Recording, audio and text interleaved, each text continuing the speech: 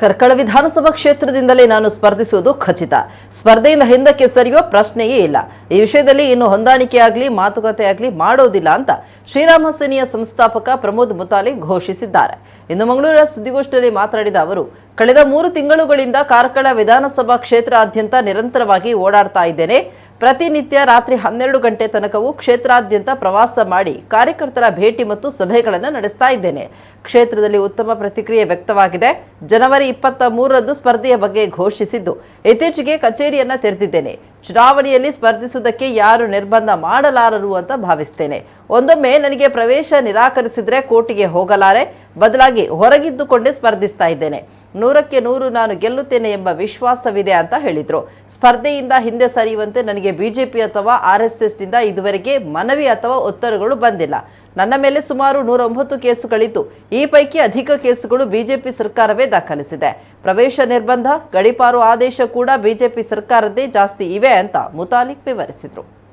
2014ರಿಂದ ಇಲ್ಲಿವರೆಗೆ ಪ್ರಯತ್ನ ಮಾಡಿ ನಾನು ರಾಜಕೀಯದಲ್ಲಿ ವಿಫಲನಾಗಿದ್ದೇನೆ. ನನಗೆ ರಾಜಕೀಯ ಗೊತ್ತಿಲ್ಲ.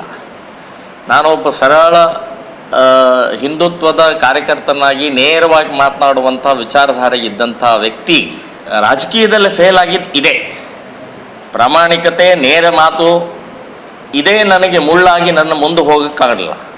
ಬಕೆಟ್ ಹಿಡ್ದಿದ್ರೆ, ಅವರು ಬಾಲ ಹಿಡ್ಕೊಂಡು ಓಡಾಡಿದರೆ, ಅವರು ಭ್ರಷ್ಟಾಚಾರಕ್ಕೆ ಸಪೋರ್ಟ್ ಮಾಡಿದರೆ, ಅವರು ಢೋಂಗಿ ಹಿಂದುತ್ವಕ್ಕೆ ಸಪೋರ್ಟ್ ಮಾಡಿದರೆ ನಾನಿವತ್ತು ಎಲ್ಲೋ ಹೋಗ್ತಿದ್ದೆ.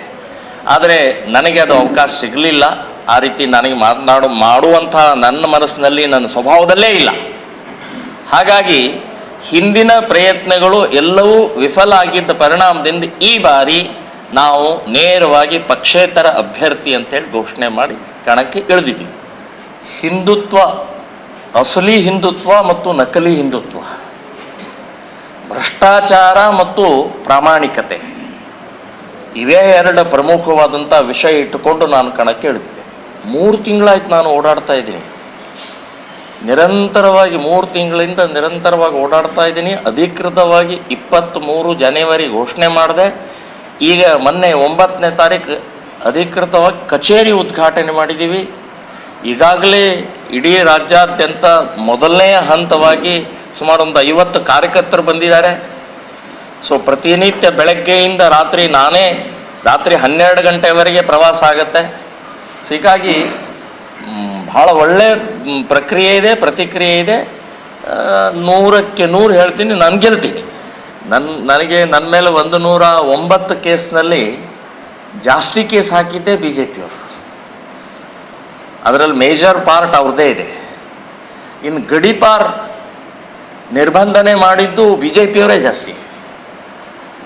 ಅಂದರೆ ನನಗೆ ಹಿಂದುತ್ವಕ್ಕೆ, ಹಿಂದೂ ನಾಯಕರಿಗೆ ತೊಂದರೆ ಕೊಟ್ಟಿದ್ದು ನಮ್ಮವರೇ ಜಾಸ್ತಿ.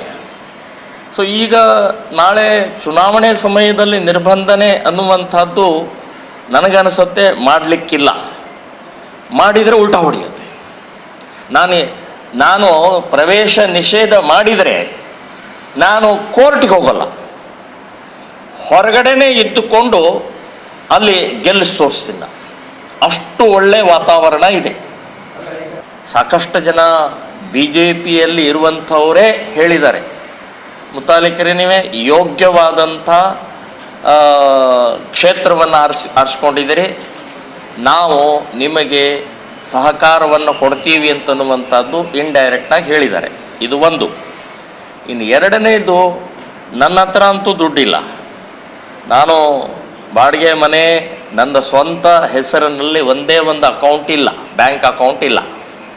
ಹಾಗಾಗಿ ಇವತ್ತು ಜನರ ಎದುರುಗಡೆಗೆ ನಾನು ಹೋಗ್ತಾ ಇರೋದು, ನಿಮ್ಮ ಮತದ ಜೊತೆಗೆ 100 ರೂಪಾಯಿ ನೋಟು ಕೂಡ ನನಗೆ ಕೊಡಬೇಕು ಅಂತನ್ನುವಂಥದ್ದೇ ನಾನು ಹೊರಟಿದ್ದೀನಿ.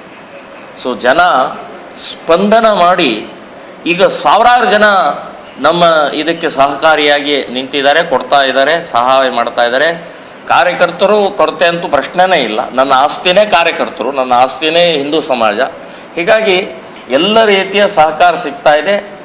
ಹಿಂದುತ್ವದ ವಿಜಯ ಕಾರ್ಕಳದಿಂದ ಒಂದು ಹೊಸ ಇತಿಹಾಸ ನಿರ್ಮಾಣ ಆಗುತ್ತೆ.